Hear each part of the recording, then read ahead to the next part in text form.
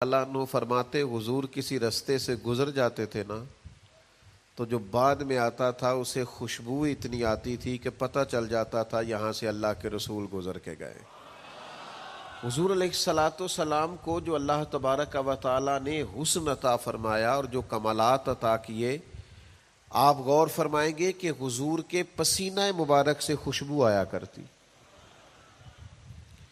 اللہ کے رسول ہیں، اس پر اگر آپ دلائل دیکھیں، معجزات دیکھیں، کمالات دیکھیں، فضائل دیکھیں، شمائل دیکھیں تو انسان دنگ رہ جاتا۔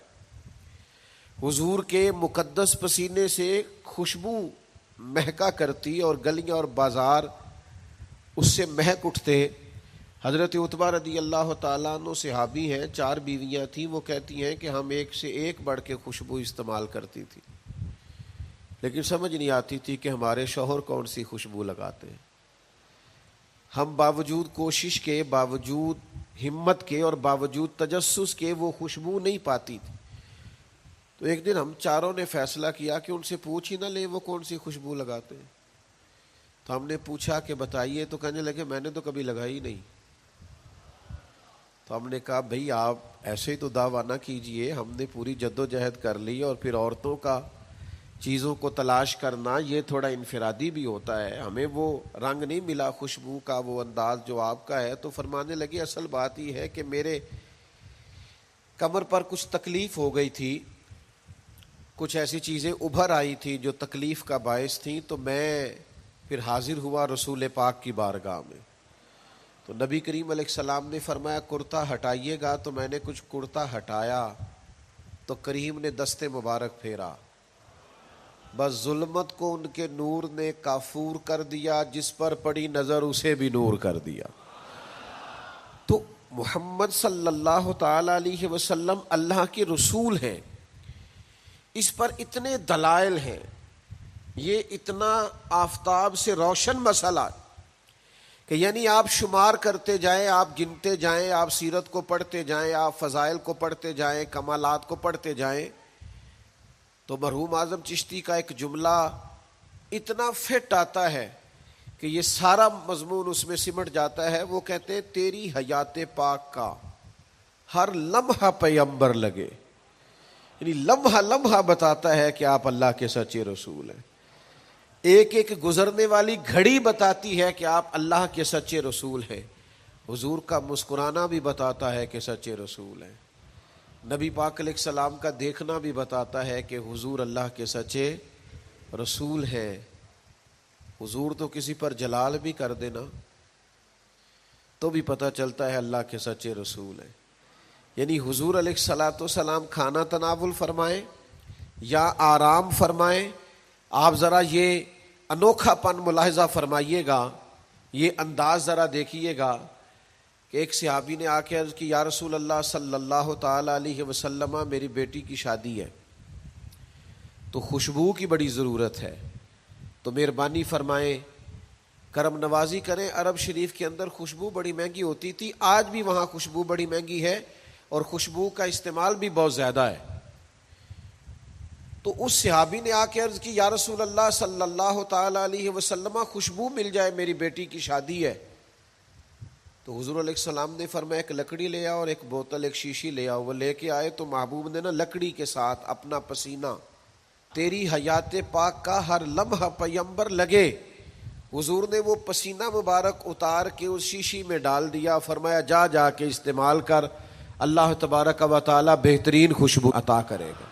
حضور علیہ الصلاۃ والسلام کا سارا وجود نور، یعنی ہمارے ہاں کسی آدمی کے منہ سے تھوک نکلے یا لعاب نکلے تو لوگ اس سے گھن محسوس کرتے ہیں، جگہ جگہ لکھا ہوتا ہے تھوکنا منع ہے، لیکن نبی کریم اگر لعاب دہن لگا دینا مولا علی کی آنکھوں پر تو شیر خدا فرماتے ہیں مجھے پہلے سے بھی زیادہ بہترین نظر آنا شروع ہو جاتا ہے۔ اللہ کے محبوب صلی اللہ تعالی علیہ وآلہ وسلم کے پورے وجود نور کو جیسے جیسے دیکھتے جائیں محسوس ہوتا ہے کہ تیری حیات پاک کا ہر لمحہ پیغمبر لگے۔ حضرت عبداللہ ابن سلام رضی اللہ تعالیٰ عنہ فرماتے میں گفتگو کرنے آیا تھا، حضور علیہ الصلاۃ والسلام کے دین کے بارے میں کچھ معلومات کرنے آیا تھا، اور میں تورات کو پڑھنے والا تھا، اہل یہود کے علماء میں سے آپ کا شمار ہوتا تھا، اپنے کچھ لوگوں کے ساتھ آئے، فرماتے ہیں نبی کریم صلی اللہ تعالی علیہ وسلم اونٹنی پر تشریف فرما تھے اور صلہ رحمی کے متعلق کچھ گفتگو کر رہے تھے۔ میں نے حضور کی گفتگو سنی۔ محبوب کا لباس مبارک مہنگا نہیں ہوتا تھا، پر نہایت ہی اجلا ہوتا تھا، نہایت سادہ ہوتا تھا، نہایت باکمال ہوتا تھا۔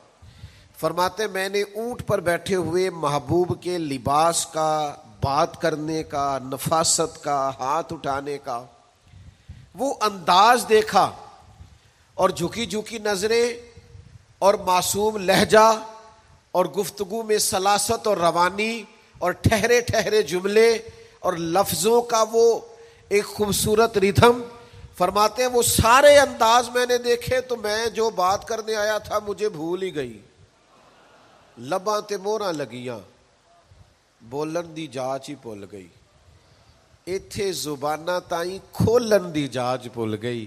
فرماتے ہیں میں کوئی بات ہی نہ کر سکا، جیسے ہی محبوب کے قریب گیا میں نے فوراً عرض کیا مجھے کلمہ پڑھا دے، میں مسلمان ہونا چاہتا ہوں۔ یہ آج جو لوگوں کی طبیعتیں الجھ سی گئی ہیں نا، آج یہ جو بے شمار باتیں، بے شمار گفتگو، سوشل میڈیا کا بے دریغ اور بے ہنگم استعمال، اور ذہن کو ہر وقت تھکائے رکھنا اور طبیعت کو ہر وقت اوور تھنکنگ کرتے کرتے اپنے آپ کو پریشان کر دینا، یہ جو ساری بے چینی ہے، یہ جو سارا اضطراب ہے، یہ جو ساری ہماری طبیعتیں الجھ سی گئی ہیں، ہر آدمی کو دوسرا دشمن نظر آتا ہے اور ہر ایک کو دوسرا اپنا مخالف دکھائی دیتا ہے، اور معاشرے کے اندر بسنے والا ہر آدمی لالچی دکھائی دیتا ہے، محسوس ہوتا ہے سارے شہرت کے لیے لگے ہوئے ہیں، سارے اقتدار کی جنگ لڑ رہے ہیں۔ یہ جو ہماری ساری بدگمانیاں ہیں اس کی بنیادی وجہ یہ ہے کہ ہم ادھر ادھر تو کھول کے دیکھتے ہیں، اپنے محبوب کی بارگاہ کی طرف نہیں دیکھتے۔ ہم جب حضور علیہ السلام کی پرکیف شخصیت کو دیکھیں گے، فضائل دیکھیں گے، کمالات دیکھیں گے، معجزات دیکھیں گے، نعت پاک کی طرف توجہ کریں گے، اخلاق عالیہ کو دیکھیں گے، حسن کردار کو دیکھیں گے، دنیا میں وہ لوگ بڑے عظیم ہوتے ہیں جو نبی پاک علیہ الصلوۃ والسلام کی محبت میں پوری طرح محو ہو جاتے ہیں۔ آپ یقین کریں جو دروازہ رسول تک پہنچ جاتے ہیں ان کا سفر ہی ختم ہو جاتا ہے، جو حضور کی بارگاہ تک پہنچ جاتے ہیں ان کے ذہن کی مشقت پھر ختم ہو جاتی، انہیں منزل نصیب ہو جاتی۔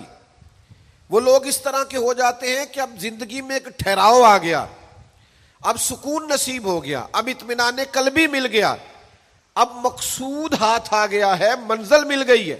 نوجوانوں بہت زیادہ نہ الجھا کرو یار، بہت زیادہ پریشان نہ ہوا کرو، جب دل بڑا گھبرا جائے نا تو اپنے نبی پاک کی سیرت کو پڑھا کرو، حضور کے احوال شریفہ کا مطالعہ کیا کرو، ان کے حسن کی بات دیکھا کرو، جمال کی بات دیکھا کرو، کمال کی بات دیکھا کرو، محبوب کے بانٹنے کا انداز دیکھا کرو، نوازنے کا انداز دیکھا کرو، نبی پاک کا دشمنوں کو معاف کرنے کا رنگ دیکھا کرو، حضور کا عطا کر دینے کا انداز دیکھا کرو۔ معاشرے میں، سوسائٹی میں ہر طرف بے راہ روی ہے، سارے دشمن ہیں، لیکن محبوب تبلیغ بھی اطمینان سے کرتے ہیں، ان کو دعوت توحید بھی مطمئن ہو کے دیتے ہیں، اور جب ان کے لیے دعا کرتے ہیں تو پھر بھی پوری دل جمی کے ساتھ دعا کرتے ہیں۔ یہ خاص ٹھہراؤ آپ کو حضور کی بارگاہ تک جانے میں ملے گا۔ ہم نا رسمی سی محفل کرتے ہیں، رسمی سا میلاد، رسمی سا معراج، رسمی سی سیرت، رسمی سی باتیں، وہ جو خاص ایک کیفیت ہوتی ہے نا امتی کی پوری طرح محبوب کے قدموں سے جڑ جانا، یہ والہانہ پن کبھی ملے نا، والہانہ پن، یعنی حضرت طلحہ بن برار رضی اللہ تعالیٰ عنہ کی نبی کریم سے ملاقات ہوئی، حضور سے ملے اچانک، اور دوڑ کے جا کے نا تو نبی پاک کے قدموں سے لپٹ گئے، اور پھر لپٹے ہیں اور والہانہ انداز ہے اور وارفتگی دکھا رہے ہیں اور عشق کا مظاہرہ کر رہے ہیں، اور پھر اسی درد اور تڑپ میں عرض کرنے لگے حضور مجھے کوئی حکم کرے میں فوراً تعمیل ارشاد کروں گا، کچھ فرما دیں۔ یہ والہانہ پن، یعنی کبھی آپ بڑے بے چین ہو تو کہیں یار کھولو سیرت کی کتاب، اپنے نبی کا کوئی ذکر پڑھتے ہیں، کھولو فلاں آدمی کو سنے جو حضور کے عشق کی بات کرتا ہے، آؤ کوئی نعت پاک کا نغمہ چھیڑ دے جو ہمارے دلوں کو ٹھنڈا کرے، آؤ کوئی قرب پائے حضور کے دروازہ نور کی طرف سفر کرے۔ ہم کہاں الجھے ہوئے ہیں، کہاں سکون تلاش کر رہے ہیں، کہاں ہم نے اپنے آپ کو الجھا دیا ہے، کن بے معنی اور بے مقصد باتوں میں ابحاث اور بحثیں کر کر کے اپنے آپ کو پریشان کیے ہوئے ہیں۔ آئیے دیکھیے رسول اللہ صلی اللہ تعالی علیہ وسلم کی زندگی کا لمحہ لمحہ آپ کے کلیجے کو ٹھنڈا کرے گا، آنکھوں کو سکون دے گا، باطن کو پاکیزہ کرے گا، سوچوں کو نکھار دے گا۔ کہہ لینے دو مجھے یہ جملہ، حضور سے پیار کرو، جینے کا بھی مزہ آئے گا، مرنے کا بھی مزہ آئے گا، لطف نصیب ہو جائے گا، سرور نصیب ہو جائے گا، ایک کیف سا میسر آ جائے گا۔ حضور کی بارگاہ عالی مرتبت تک جڑو، نبی پاک علیہ الصلوۃ والسلام کے اخلاق عالیہ کو اپناؤ، کردار کو سمجھو، حسن تکلم کو سمجھو، نبی پاک علیہ السلام کی باتوں پر غور کرو۔ یقین کرو کبھی کبھی پڑھتے پڑھتے وجد ہو جاتا ہے، کبھی کبھی ان باتوں کو صرف مطالعہ کی نظر سے دیکھیں، سیکھنے کی نظر سے دیکھیں تو ایسے لگتا ہے کہ جیسے روح پرواز کرنے لگی۔ یہ اس طرح کے بھی کمالات ہوتے ہیں، یہ بھی رنگ ہوتا ہے، یہ بھی انداز ہوتا ہے، یہ بھی طور طریقے ہوتے ہیں۔ اور پھر حضور امی ہے، نبی کریم نے دنیا میں کسی استاد سے پڑھا نہیں، حضور سید عالم صلی اللہ تعالی علیہ وآلہ وسلم کسی مکتب میں نہیں گئے، حضور نے کسی مدرسے سے تعلیم نہیں پائی، لیکن جب حضور بات کرتے نا، جب محبوب حکمت کے موتی رولتے نا، جب نبی پاک علیہ الصلوۃ والسلام کوئی کلام کرتے نا، آپ یقین کریں ایسا انوکھا پن، ایسا نرالا فیصلہ، ایسی حکمت اور دانائی سے بھری ہوئی بات، یعنی جو فلسفیوں سے کھل نہ سکی اور نکتہ وروں سے حل نہ ہوئی، وہ بات ایک طیبہ والے نے بتلا دی چند اشاروں سے۔ حضور دو چار اشارے کرتے اور عقدے کھل جاتے۔ ایسی دانائی والی بات، ایسی قیمتی بات، ایسی انوکھی بات محبوب بیان کرتے۔ حضرت سعد بن عبادہ رضی اللہ تعالیٰ عنہ کے پاس نا فتح مکہ کے موقع پر جھنڈا تھا، وہ علم بردار تھے، جن کے پاس جھنڈا ہوتا تھا وہ آدمی سب سے آگے آگے ہوتا تھا۔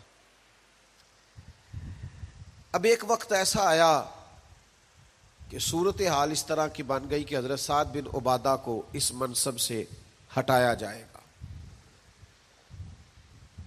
بڑا مشکل فیصلہ ہے، انہوں نے کوئی ایسی معاذ اللہ غلطی بھی نہیں کی، لیکن حالات ایسے آ گئے ہیں کہ جناب سعد ابن عبادہ کو ہٹانا پڑے گا، ان سے جھنڈا لیا جائے گا۔ صحابہ بڑے پریشان ہیں کہ حساس آدمی ہے، ان کی خدمات بہت زیادہ ہیں، کس طرح ان کو ہٹائیں گے، کیا کریں گے؟ نبی کریم کی بارگاہ میں عرض گزار ہے، یا رسول اللہ کیسے ہٹائیں حضرت سعد ابن عبادہ کو؟ اور کیفیات اور حالات بھی ایسے ہیں کہ ہٹانا بھی پڑے گا۔ آج کل نا بہت سارے لوگ کام تو کرتے ہیں پر دانا نہیں ہوتے، جذباتی فیصلے، جذباتی باتیں، ایموشنل گفتگو، وقتی طور پر چیزوں کو بہتر کرنا، اور بس وقتی طور پر آج گزارا ہو کل دیکھی جائے گی، لیکن چیز کی گہرائی تک، اس کی اصل تک نہیں اترتے، اس کے سارے لوازمات کو نہیں دیکھتے، قبل از وقت منصوبہ بندی نہیں کرتے۔ ہمارا مزاج نہیں ہوتا، ہم ٹھہراؤ اپنی زندگی میں نہیں لاتے۔ نبی پاک چونکہ اللہ کے رسول ہیں، ہر لمحہ حضور کا پیغمبر لگتا ہے۔ اب حضرت سعد ابن عبادہ کو ہٹانا ہے اور ان کی جگہ کسی اور کو مقرر کرنا ہے، اور بندہ بھی بڑا حساس ہے اور بات بھی کوئی ایسی نہیں، تو کیا کریں؟ پتہ ہے نبی کریم علیہ السلام نے کیا کیا؟ حضور فرمانے لگے کوئی پریشانی نہیں، ہٹا دیتے سعد ابن عبادہ کو۔ حضور نے بلایا، فرمایا سعد میرا ارادہ بنا ہے کہ جھنڈا آپ سے لے لیا جائے۔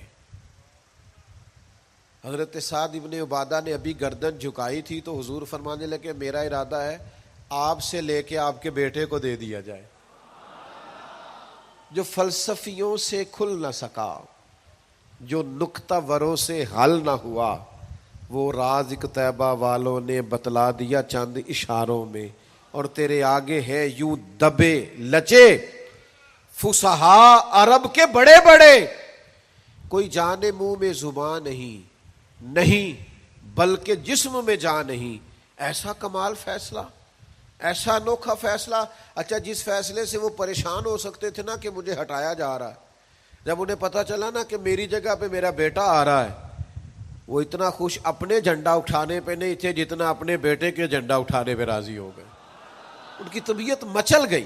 نبی پاک صلی اللہ تعالی علیہ وسلم کے پیغمبر ہونے پر، نبی ہونے، ایسے دلائل، ایسے کم، آپ جس زاویے سے دیکھیں ششدر رہ جائیں گے، حیران رہ جائیں گے، پیار ہو جائے گا. کچھ ایسے مصنفین بھی گزرے ہیں معاذ اللہ ثم معاذ اللہ، جو مسلمان نہیں تھے،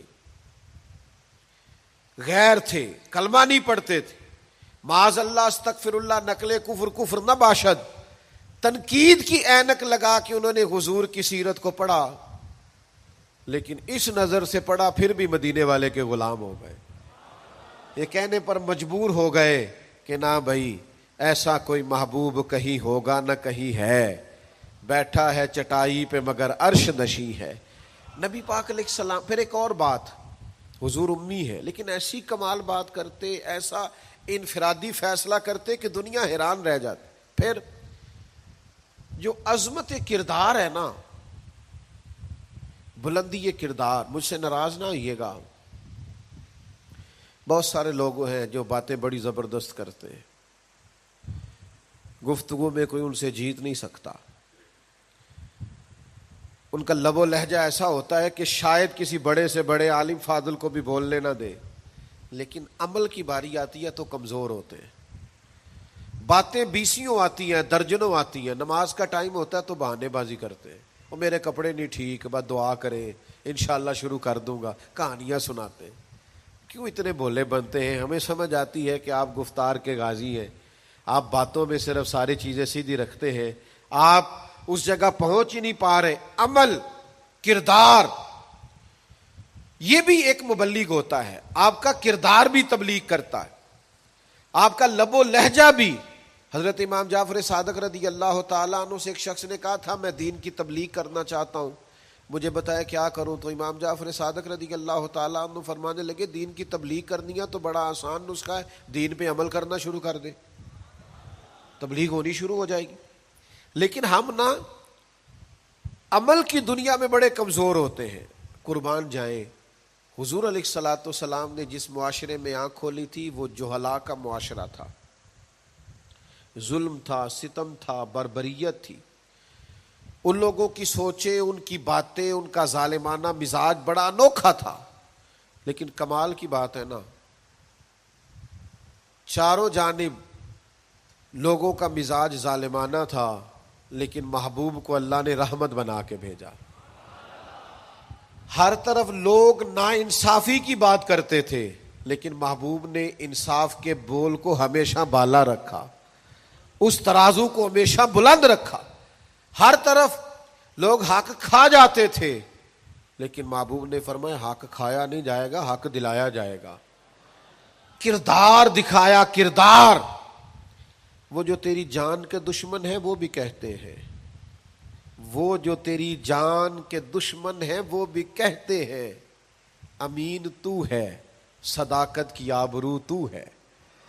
دشمن بھی کہتے ہیں سچے تو بہرحال ہیں، امانت دار تو بہرحال ہیں، غلط بات تو بہرحال نہیں کرتے. یعنی دشمن بھی اگر اٹھ کے گواہی دے کہ اگر کسی نے کمال دیکھنا ہے تو آمنہ کے لال کو جا کے دیکھو، اگر کسی نے انصاف دیکھنا ہے، اگر کسی نے دھرتی پہ حسن دیکھنا ہے تو عبداللہ کے در یتیم کو دیکھو. وہ بھائی آپ سمجھے نا، عظمت کردار کے وہ موتی جو حضور نے عطا کی. دیکھیے باہر والوں نے جب دلیلیں مانگی تو حضور نے معجزات دکھائے، اور جب اپنوں نے دلیلیں مانگی مکے والوں نے، قریش والوں نے، اپنے قبیلے والوں نے دلیل مانگی، آپ نبی ہیں تو دلیل کیا ہے؟ تو اللہ کا قرآن کہتا ہے کہ محبوب نے کہا فقد لبثت فیکم عمرا من قبلہ افلا تعقلون، اور میں نے تمہارے بیچ عمر گزاری ہے ساری، تمہیں عقل نہیں؟ میں کوئی باہر سے نہیں آیا، میں نے 40 سال تمہارے اندر گزارے ہیں، میرے جیسا کچھ سچا ہے تو دکھاؤ، کوئی دیانتدار ہے تو دکھاؤ، کوئی پاکیزہ مزاج ہے تو دکھاؤ، کوئی اس طرح کا ستھرا ہے تو دکھاؤ، کوئی اس طرح کا مزکی ہے تو دکھاؤ، تمہارے بیچ میں نے وقت گزارا ہے۔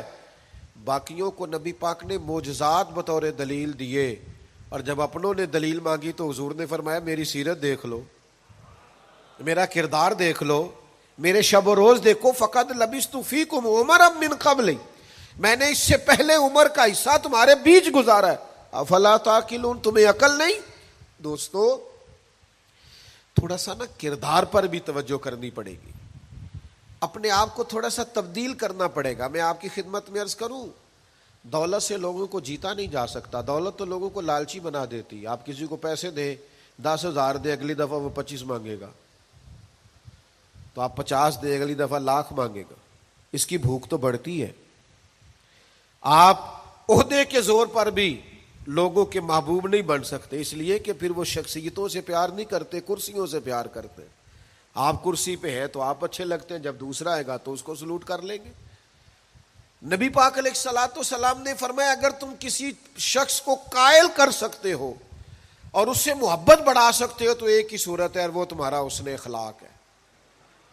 اللہ کے محبوب صلی اللہ تعالی علیہ وسلم نے خلق کے ساتھ، کردار کے ساتھ، نبی پاک علیہ السلام نے محبت کے ساتھ، زید بن دسنہ بہت بڑے یہودیوں کے عالم تھے، ایک دن حضرت بلال حبشی رضی اللہ تعالیٰ عنہ سے کہنے لگے سنا ہے نبی پاک علیہ السلام کی بارگاہ میں جب بہت سارے مہمان آتے ہیں تو آپ کو کچھ قرض بھی لینا پڑتا ہے۔ جناب بلال کہنے لگے لینا پڑتا ہے، کہنے لگے مجھ سے لے لیں، میرے پاس اضافی پیسے پڑے، آپ نے دے ہی دینے۔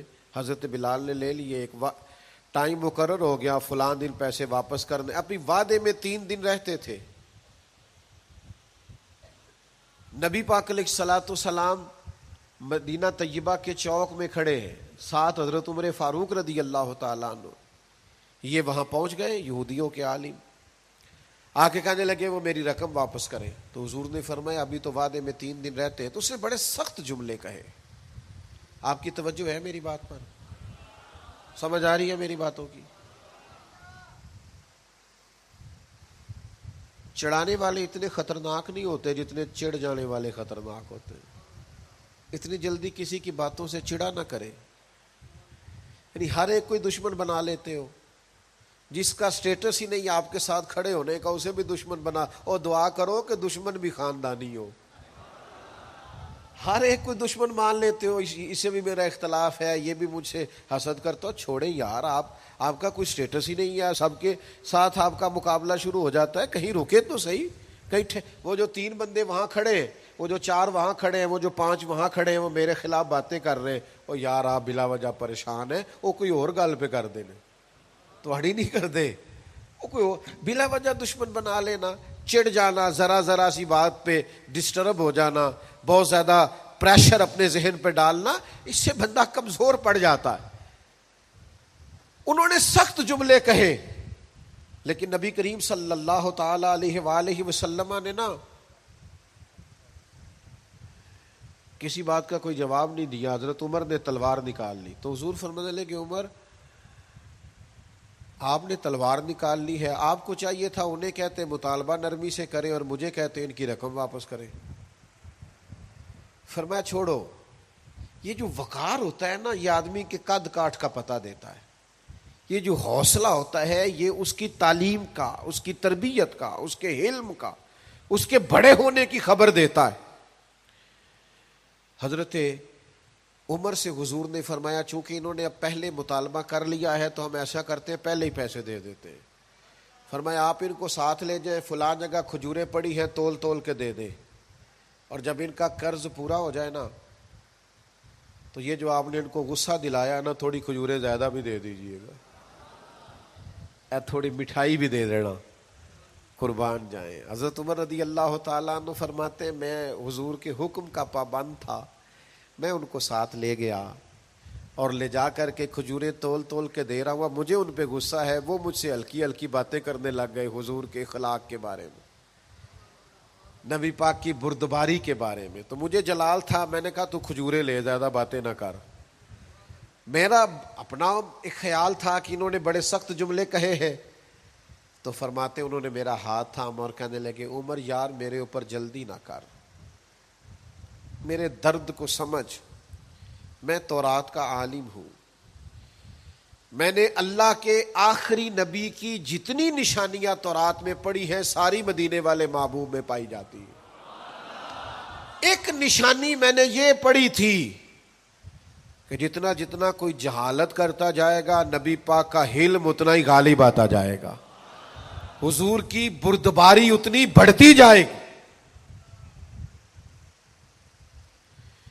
تو میں نے جان بوجھ کے حضرت بلال کو پیسے دیے تھے، اور 3 دن پہلے میں نے واپسی کا مطالبہ بھی جان بوجھ کے کیا تھا، میں نبی کریم کا حلم دیکھنا چاہ رہا تھا، میں وہ تورات کی نشانی دیکھنا چاہ رہا تھا، اور پھر میں نے سخت جملے بھی جان بوجھ کر کیے، پر قربان جاؤ مدینے والے کو جس اینگل سے بھی دیکھا ہے اللہ کا سچا رسول ہی پایا ہے، محمد الرسول اللہ، محمد اللہ کے رسول ہے صلی اللہ علیہ وسلم۔ اب وہ کہنے لگے جناب عمر سے مجھے لے جائے نا، میں نے حضور کا کلمہ پڑھنا ہے، مجھے لے جائے بارگاہ تک، میں نے نبی پاک علیہ السلام کی غلامی کا پٹا گلے میں ڈالنا ہے۔ تو میرے بھائیوں نبی پاک علیہ السلام کی بارگاہ تک رسائی پائیے، حضور کی عالی مرتبت بارگاہ کی طرف اپنے آپ کو لے کر کے جائیے۔ آج اگر ہم اطمینان چاہتے ہیں ذہنی طور پر بھی، قلبی طور پر بھی، روحانی طور پر بھی، فکری طور پر بھی، تو ایک ہی راستہ ہے، اپنے آپ کو حضور سے وابستہ کریں۔ ہم جس طرح کی آزمائشوں کا دن رات شکار ہے، اور جس طرح سے ہمیں نئی نسل الجھی ہوئی، بے چین، بے قرار اور مضطرب نظر آتی، اس کا کوئی اور حل نہیں ہے، اس کا ایک ہی حل ہے کہ مرنے کی طرف دیکھ، نہ جینے کی طرف دیکھ، جب چوٹ لگے دل پہ تو مدینے کی طرف دیکھ۔ اپنا تعلق حضور سے جوڑیے، اپنا رشتہ نبی کریم سے جوڑیے۔ میں آپ کی خدمت میں عرض کروں گا وقت نکال کے درود پاک پڑھا کریں، وقت نکال کے حضور کی سیرت کا مطالعہ کیا کریں، ٹائم نکال کر کے نبی پاک صلی اللہ علیہ وسلم کی نعت شریف کو پڑھا کریں، وقت نکال کر کے حضور کی بارگاہ کی طرف بڑھا کریں۔ جب تک ہم یہ سارے کام نہیں کریں گے اطمینان نہیں پائیں گے، اور پھر جیسے جیسے حضور کو پڑھو گے، نبی پاک کو سنو گے، دین کی صداقت سمجھ میں آئے گی، آپ کو سمجھ لگے گی کہ آپ اس دین کے ماننے والے ہیں جو سب دینوں پر غالب بھی ہے، سب سے سچا بھی ہے، سب سے کھرا بھی ہے، اور سب سے زیادہ نکھرا ہوا بھی ہے۔